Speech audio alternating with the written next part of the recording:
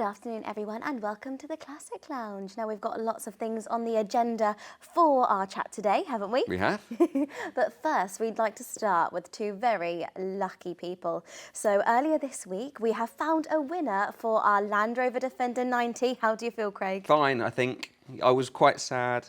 Even when we were talking about it last week, I kind of thought, is it the right car to have gotten rid of? But no, I think it's all right. Someone's going to love it. It's a brilliant car. Definitely. And also we have some amazing Spitfire gin that sold out really quickly. So it was a kind of double live draw, one of the car and one of gin as well. So take a little look at this. This is for our Spitfire gin from the Imperial War Museum. Lovely gin. Okay, let's go for it. We're going to count down from 3. Good luck, everyone. 3, 2, 1. Number 177. So let's go to our entry list. I recognise this name, but I don't know. So do I. 177, Richard Jones. So this is the live draw now for our Land Rover Defender. Let's go for it. I'm going to count down from 3. 3, 2, 1. Number 2,534. 2,534, Gary Smith. Congratulations, Gary. You have just won our Land Rover Defender. Oh. Hello, is that Gary Smith? It is, yes. Hello, Gary. It's Molly calling from Bridge Classic Cars. Hello there. Hello, I'm calling because we've just done the live draw, and Gary, I'm very happy to tell you that you have just won our Land Rover Defender. Oh my. Oh wow. Wow, brilliant. How are you feeling, Gary? It sounds like you're pretty excited. I am, yes, yeah, totally surprised. I've probably been doing this now for well over 2 years. Oh, really? And yes, I was thinking, it's not going to happen. But oh my, wow, wow.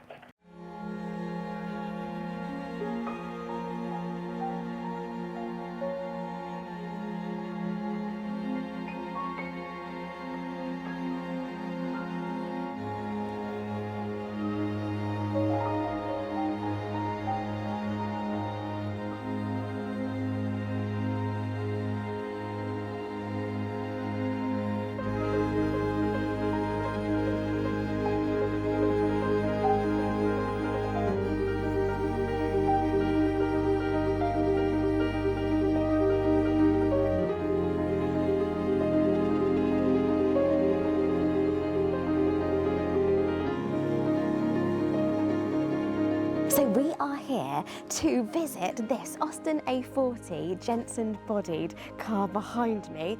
Now, this has not been out of this garage for decades, and we are very excited that we are now bringing it out into the sunshine to have a look at here at Bridge Classic Cars. Say this is 1960. 1952. No, 1952. Yeah. That's a 1952, and we've had it since 1981. You've had it since 1981. Yeah. Okay, and the tax disc, whether that means anything, says 1961 in there. That's the last time that was taxed. That's the last time it was on the road. Yeah.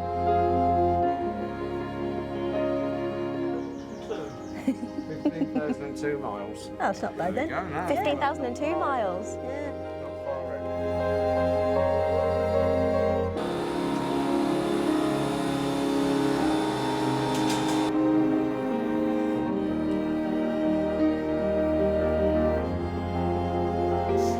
How did you come across this particular Austin A40?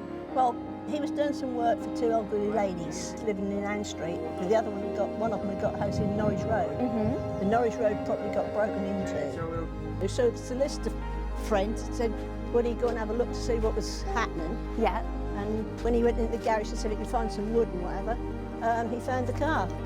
So he said, do you think she'll let me buy it? So he said, probably, and she did. Amazing. Yeah, so he did. Well, we moved here in 1988, but it didn't come over here then. Probably the early 90s. Yeah? Yeah. Wow, Because that was really? stored at my mum's for a while, in the shed over there. Because we hadn't got anywhere to store it where we lived, because we lived in, well, Norbury Road at the time. Yeah. So over 30 years it's been sitting in that shed there. And this is the first time you've seen it out like this for a long time, I guess. Oh, forever, yeah.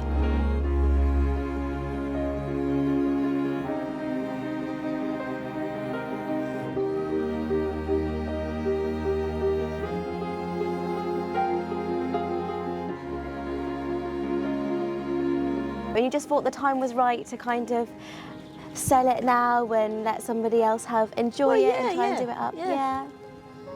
What's the point in having it sitting in the shed doing nothing? Oh, When there's people like your friends want something to do.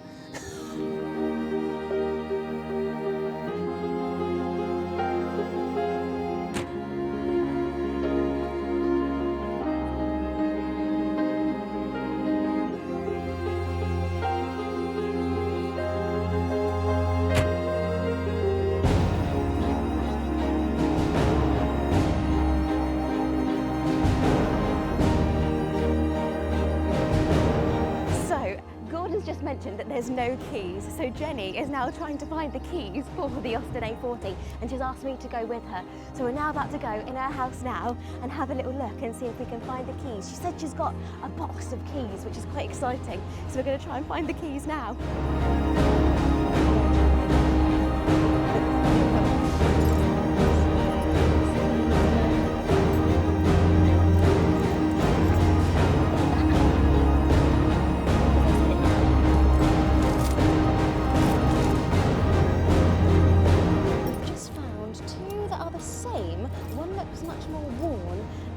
One.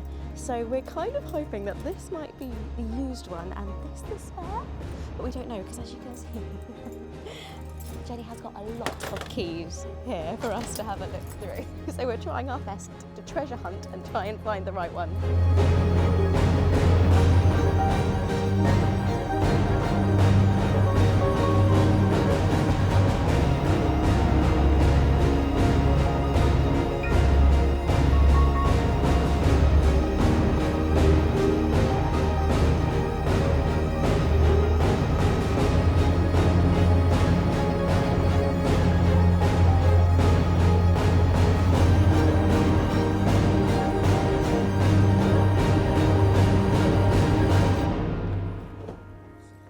Similar, as you say, to a Frog Eyes Bright Austin. Yeah, it's gonna. I think it's going to be something. Okay, there's maybe so many a little of bit those. more rounder than that, but we'll have a little look.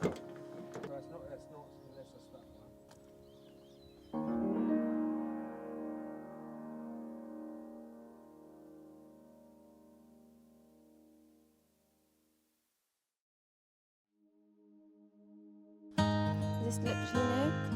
No. Oh, we tried those ones.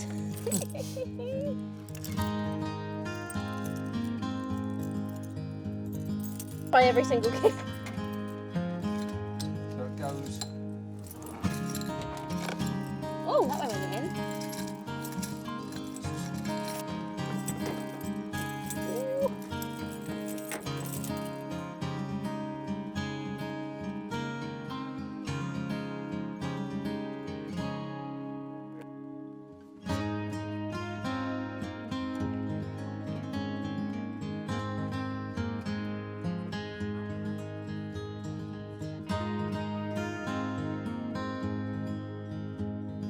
So I'm here with Jenny and Gordon. So Jenny is now the former owner of the Austin, and Gordon, you have just got it. So what were your first impressions when you first saw the car?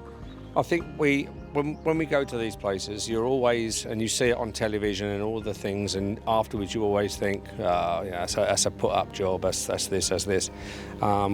Today is one of those special days. So Jenny's husband, a credit to him, because obviously what he did was he covered this car in oil. We could see that from the outside. All we could see was the front of the car, so we could only guess what the back of the car was like. The car was up on blocks, so that enabled us to pump the tyres up, remove the blocks, brought the car out into the sunshine after all these years, and it is absolutely lovely. There's a dent, but that is probably, apart from one other tiny little thing I see, there's no paintwork required on this car. This would be sacrilege to restore this car. So Jenny, thank you very much for selling it to us. All right. That's great. We're obviously now going to go back and do all the work, and we're going to keep you totally informed, and we'll give you lots of pictures as it goes on, but I fully expect we'll see this car back on the road cleaned but not restored.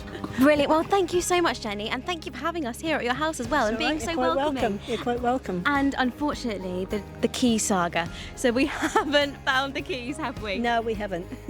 Whether he had any, I don't know. They could have been pinched in the first place when the house got broken into, where he got it from.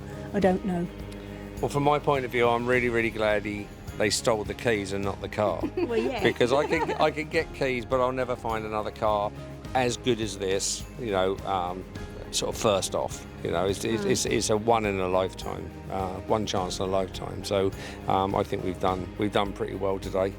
And as I say, and Jenny's done us proud by welcoming all of us, all of the team here. So now we'll go back and we'll start the hard work. There we go. So thank you so much, Jenny, and we'll give you a couple of moments with your car before you say goodbye, but the next time you see it, it will be back to its former glory. Oh, right, okay. Okay, fair enough. Thank you so much for having us. That's all right, no problem. So that was a video just there of our gorgeous Austin A40. Now, I remember going to the house where it was kind of discovered by us. It was such a magical moment, wasn't it? Yeah, it was. There was concrete and everything lent up against the door, so moving that and then seeing the front of the car was a really cool thing. I think it was something I didn't expect to see, so it was really nice. Really interesting, and it was preserved so well by the gentleman whose car it was. He'd oiled everything up to make sure that everything was in real pristine condition, hadn't he? Yeah, and I think you might have to correct me on this, but I think other than some bits being seized, mechanically it was very little fine. we needed to do. Yeah. We weren't expecting it to be kind of as nice and preserved as it was. Yeah. And the previous owner actually came to visit it before we got it up and running properly. Came to visit, so it was quite nice for her to see everything that had been done on the car all those years ago. Yeah. That helped keep it as good as it is now. She was such a lovely lady, and well, and what was really sweet is that we got the car out, and Gordon, he went, "Oh, have you got any keys?" And she went, I didn't think about keys. And we searched the whole of the kind of garage that it was kept in, thinking where would her late husband have put the keys? Like, could it be anywhere in there? And then she was like, well, I've got about 3, like, I think they were fruit salad tins from Tesco that were really old, on the video, full of keys. On the video, Nick zooms in on the date, and I can't remember the date, but it was a long time ago. I think it was maybe early 2000s, this tin of fruit cocktail or whatever it was. She had just keys upon keys upon keys. So we were there, me, Nick and Rob, we were there searching through all of the keys, going, okay, let's try this one and try this one. We and didn't this find one. it. No, we didn't find it, but it was quite fun. It was a really interesting, it kind of felt like a treasure hunt. Absolutely. Looking for them. And it was so nice to see that story as well and hear that story, wasn't it? Hear the story was so lovely. But yeah, it was a real kind of, I want to say harrowing experience. I'm not sure if that's the right kind of word for it, but it was really lovely. It was an emotional time. Emotional, for her, wasn't it? Yeah, of course. I mean, she's been keeping it obviously for her husband for a while. My favourite moment, I don't know if it was in the video or not, I can't remember, is when you asked her how she feels about the car insurance. All right, I don't like blue cars. Oh, really? I was like, all right, we were expecting something really emotional. It's like, I don't like blue cars. It's like, okay, cool. Yeah, I think it was a project for her husband that kind of just never happened. It's one of those things, isn't it? You go, I'm going to do that, I'm going to do that, I'm going to do that, and then it just kind of never happens. Not like you though, Rob, who you have just got yourself your own MGB, which you own completely yourself, and you've been trying to find out the history about it, haven't you? Yeah, it's, obviously working here, we've got access to a good network of people and things, but there's a big gap. So my MGB is from 1976. I've got photos of it from early 2000s, but prior to that, other than kind of a few invoices and MOT certificates, there's not a huge amount that I know about it. So I've been trying to find out not necessarily the history in terms of, MOTs and things like that, but actually the story of the car, like how it ended up with me now, what it's done beforehand. Because it looks like it's been in storage a lot of its life. It's gone through quite a few owners, but there was a 5-year period of time where it did like 300 miles. Wow. And it seems to be, and in the history file, there's a few email exchanges from some of the previous owners saying that they've got it in storage, it's their spare car and all of this stuff. So, it's really tricky to find. So if I Googled my car with the registration, there was nothing. And now if you do it, it just brings up our website from the stuff I've written about it on our website.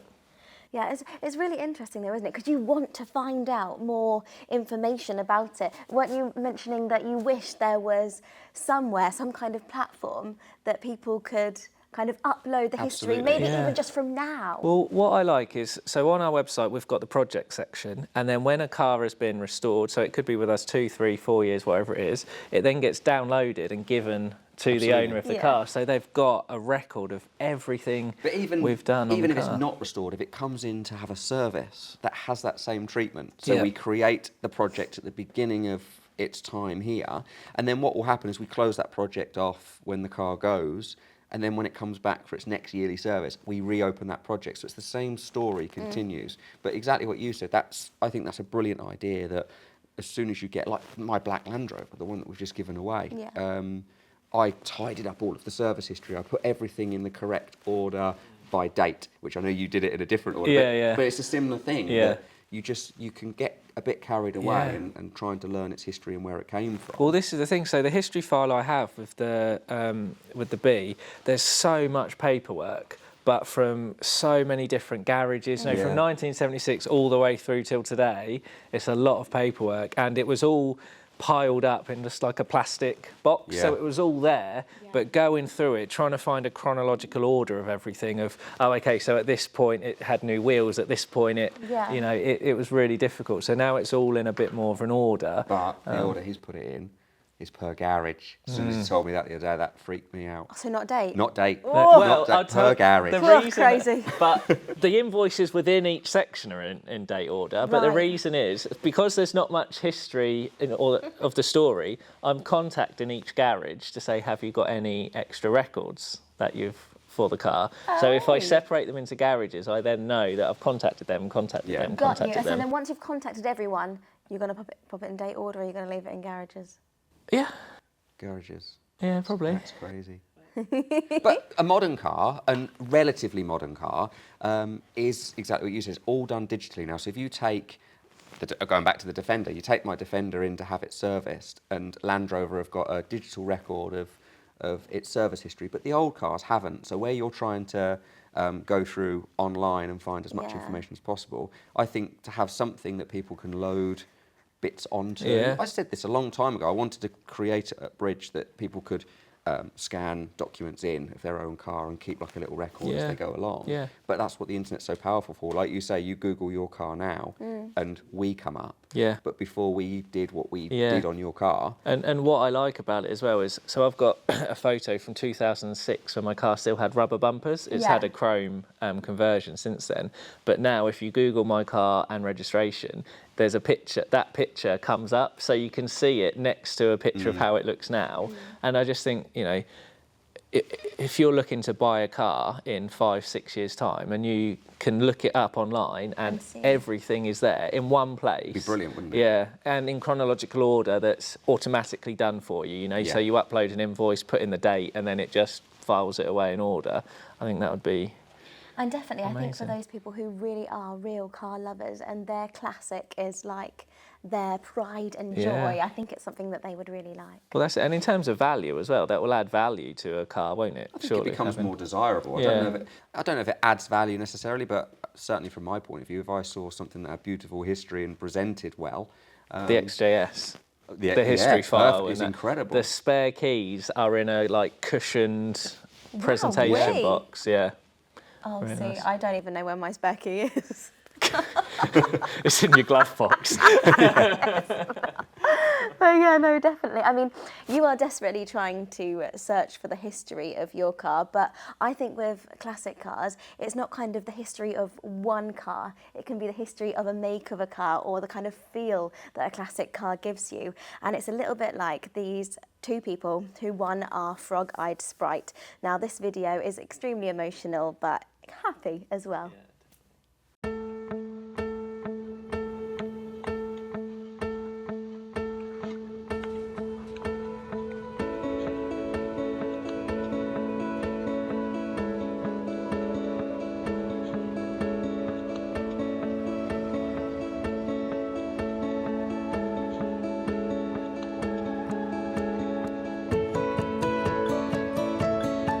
Yeah, I was at college down in South Devon, and I met Derek up in Exeter. Yeah. And I went to stay with a friend, and I saw this frog eye parked outside, and that intrigued me greatly. And we met, and he said, "Do you want to come spud picking?" So I thought, if we're going in that, then yes. Always romantic. And so off we went picking spuds the next day, and First place in the field, yes, and we then, got pissed on the side, didn't we? yeah. And I got thrown out of my flat because we were dancing on the roof. And then the landlord phoned my father, and my father went absolutely mental. And he was going to come after us. He said, I got my shotgun, I'm going to shoot Derek and you will be horsewhipped. And so we set off, didn't we, in the frog eye. And we didn't know where we were going really. Really got any money either. And we sort of lived in it for about 3 weeks. And we ended up in the Midlands and got a job in a hotel, so sort of living in. And yeah, that was the frog eye story.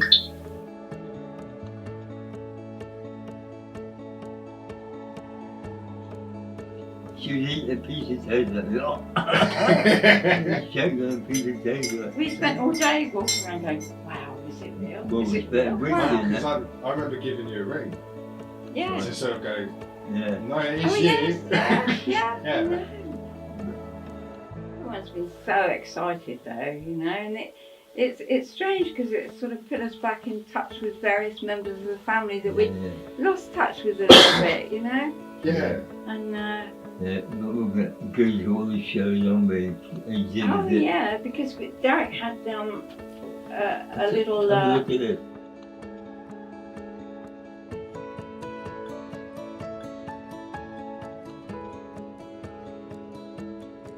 On the pub thing, anyone got a front balance? And this guy said, I've got one, but it's on the car, you've got to take the whole car.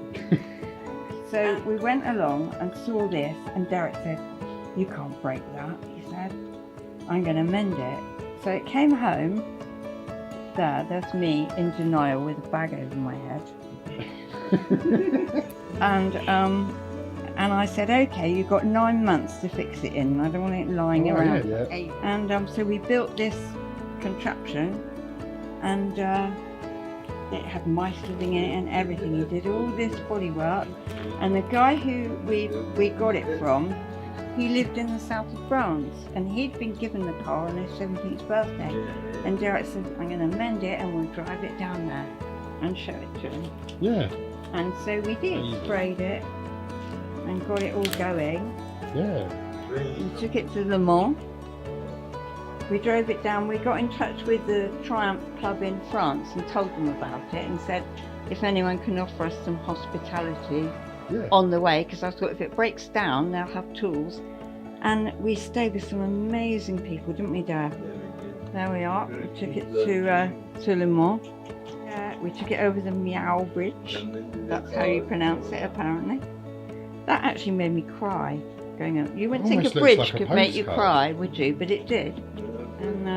And then this is the guy who'd had it for his birthday. And Derek gave him the keys and said, take it for a ride. That's awesome. And he cried, didn't he? Stunning.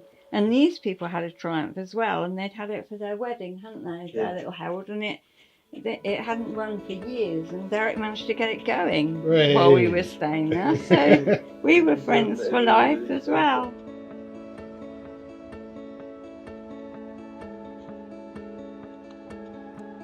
So you guys are saying you're going to go to Pendine? We're going down to Pendine tomorrow, yeah.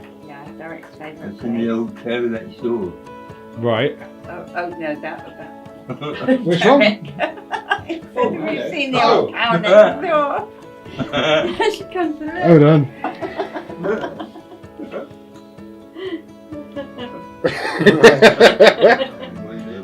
We don't see many people up there, do we? No. Don't get lost on the way and never seen again. Have you already changed the background? Yes, on your I can iPad? see. So I the can front- see. Yeah, I can see. Yeah. I genuinely. Mine No, the first one was that one. Yes, that's the photo that you sent us. Yeah.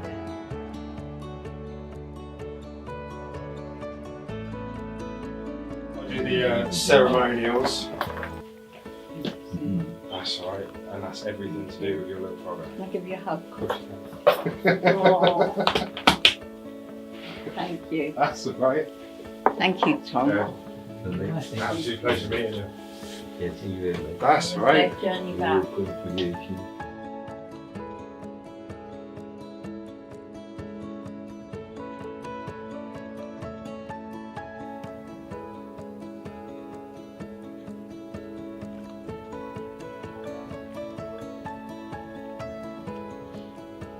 That video is so heartwarming, and you can see many more like that on our YouTube channel. We've got one about a lovely gentleman who got delivered a car, and it actually turned out that he used to be a fighter pilot or something like that. So that was really, really interesting. So if you have any stories like these people did about classic cars, then go to the nostalgia section on our website, where you will find even more of those stories. You can upload pictures and just tell everyone the story about you and your classic car, which I'm sure that Rob will do very soon when he's had his MGB for a little while. Then you'll have a little bit of history for you to show your children. Definitely, I will.